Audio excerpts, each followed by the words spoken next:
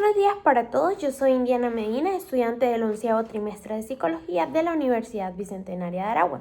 Y en esta oportunidad vengo a presentar una socialización o a hablar un poco sobre la actividad correspondiente a sexología, que se enfocó en un bosquejo de ensayo titulado La sexología en la psicología, evolución conceptual y patrones funcionales del sexo. Como tesis central tenemos que la sexología, con sus hallazgos históricos y funcionales, establece un marco conceptual para entender el patrón de desarrollo sexual como un proceso dinámico que influye en el bienestar integral del individuo. En primer lugar, lo que debemos comprender es qué es la sexología. Esta es la ciencia interdisciplinaria que se encarga de estudiar todo lo relacionado con la sexualidad humana, la identidad de género, el sexo, el erotismo, entre otras cosas. Y asimismo, tratar las posibles disfunciones que se puedan presentar en esta área en la vida del individuo. Bien.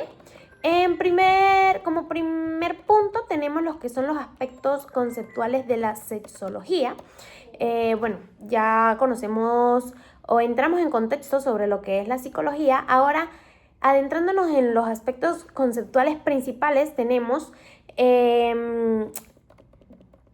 lo que es el sexo, que es referente a las características biológicas del ser humano, ¿sí? Es lo que diferencia a la hembra del macho, es con lo que se nace, por decirlo así. La sexualidad, que es la expresión total del ser sexual, y el erotismo, que está centrado en el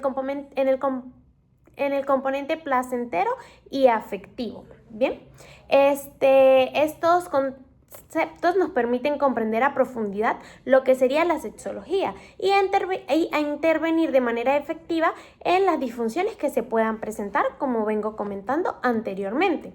En segundo lugar, tenemos la evolución, ¿sí? El desarrollo histórico de esta disciplina, y es que ella surge o empieza a escucharse a partir del siglo XVIII. Sin embargo, sus inicios vienen de estudios previos, que era, por ejemplo, en ilustraciones, era muy visto en pinturas de artistas famosos. El término sexología fue acuñado por Elizabeth Osgood Willard en 1867. Y la mencionada se remonta al siglo XIX más o menos, que es cuando se consolida como disciplina científica. Entre los experimentos más comunes encontramos, por ejemplo, a Krafft Ebing con Psychopathology Sexualis en 1886. Encontramos estudios de Sigmund Freud en 1905 y 1923, quien ligó el sexo al desarrollo psicosexual en etapas oral, anal, fálica, latente y genital. De hecho, hoy en día se sigue tomando los estudios de Freud como una rama, por decirlo así, fundamental de la sexología. También tenemos los estudios de Kinsey en 1948-1953, con entrevistas a 18.000 personas que revelaron diversidad sexual. Tenemos estudios relacionados con la homosexualidad que nos indican que la homosexualidad no es un trastorno, así como la transexualidad, entre otras cosas. No es una patología. También encontramos otros estudios referentes a la masturbación, se desmienten mitos, entre otras cositas. Esto pues nos permite, la evolución de la sexología nos permite comprender a profundidad esta área, y actualmente esta rama se ve como una ciencia interdisciplinaria, como venía mencionando, que integra la neurociencia, la psicología y la tecnología para promover así la salud sexual, la diversidad de género y la educación integral. Es importante mencionar que la sexología no engloba únicamente temas como la reproducción o la genitalidad, sino que también se centra mucho en lo que es la salud sexual y el autoconocimiento de los individuos. Continuamos con lo que sería el argumento número 3, que hace referencia al acto sexual. En este punto tenemos el sexo y el acto sexual y estudiaremos lo que serían sus fases. En primer lugar, pues como venimos mencionando, el sexo hace referencia a las características biológicas y fisiológicas que diferencian a los machos y a las hembras. Sin embargo, de manera social también se define como las acciones que estimulan el placer y los sentimientos sexuales, como por ejemplo la masturbación, la fornicación, entre otros. De esta manera, el acto sexual sería lo que conlleva a, valga la redundancia, es el acto en sí, se basa en el conjunto de cambios fisiológicos, físicos y hormonales que experimenta el cuerpo durante las relaciones sexuales. Es decir, vendría siendo la expresión funcional del sexo, con propósitos reproductivos, placenteros y vinculares. El mencionado está compuesto por 4 fases principales. De hecho, esto es algo que me llamó mucho la atención, y es que según las observaciones de un ginecólogo y un sexólogo, Masters y Jones, en 1965 plantearon 4 fases principales, que eran, en primer lugar, la excitación, que estaba enfocada en el aumento del flujo sanguíneo, la erección peniana y la lubricación vaginal, que es lo primero del acto sexual como tal.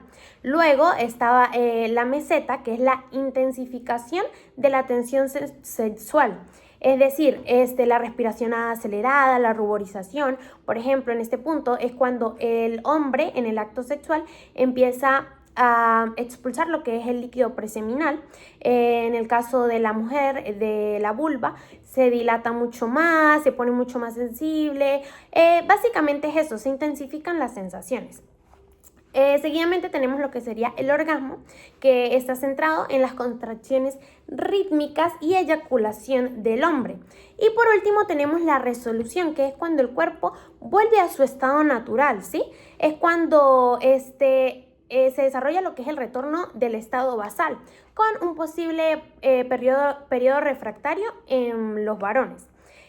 No obstante a esto, en 1978, Ellen Kaplan añade una 5ª fase, que sería el deseo, la cual puede darse al inicio o incluso antes del inicio del acto sexual como tal, antes del inicio de la excitación, manteniéndose siempre durante el acto sexual para que sea algo efectivo y equilibrado.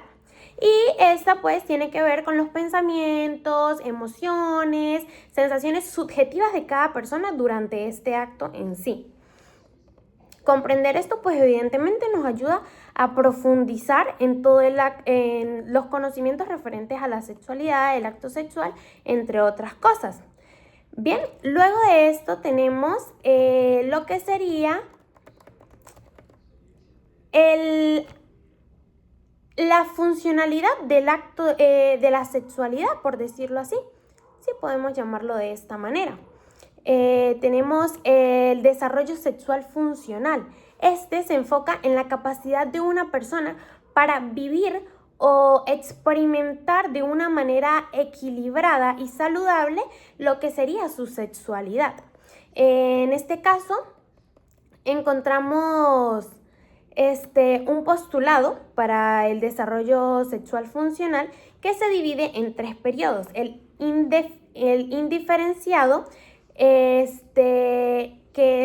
se manifiesta de los 8 a los 12 años, que es cuando empieza la exploración corporal, que los niños tienen como esta duda, empiezan a conocer lo que es la erección, la lubricación, entre otras cosas. Luego está el periodo de transición, que se mantiene durante la adolescencia y lo que vendría siendo la preadolescencia, la adolescencia y se podría decir que una pequeña parte del adulto joven, ya que es de los 8 a 12 años y de los 18 a los 21 años, donde la pubertad impone aprendizaje por ensayo y error, influido también por normas socioculturales, experimentando diversas orientaciones para ajustarse a expectativas heterosexuales. básicamente es eso, es la autoexploración. Acá, pues, ayuda a que las personas definan gustos o definan preferencias, por decirlo así. Y por último está el periodo diferenciado, que es después de los 18 y 21 años, que es ya como la manera adaptada del desarrollo sexual, ¿sí? Ya con madurez plena, se adaptan socialmente, limitando impulsos innatos para evitar conflictos. Ya básicamente el desarrollo sexual está equilibrado y balanceado, que sería lo correcto. Pero en tal caso de no ser así, ahí es donde entramos nosotros como profesionales. En conclusión, comprender lo que es la sexología, comprender todos estos términos, la sexualidad, la genitalidad, el acto sexual, todo esto nos permite conocer a profundidad un área tan grande y profunda del ser humano, ¿sí? Esto, pues, evidentemente nos permite conocer todo, poder ayudar a los individuos si presentan alguna deficiencia en esta área. Y no solo eso, sino que nos permite crecer como personas para así ofrecer una intervención adecuada. Aunado a esto, y me parece importante mencionar el hecho de que se han perdido tabúes, se han perdido estigmas sociales referentes a lo que es la sexualidad en general, que nos permiten avanzar. Y evidentemente esto hace que cada ser humano tenga un desarrollo sexual mucho más equilibrado y una vida plena en este entorno. Muchas gracias por su atención. Nos vemos en la próxima.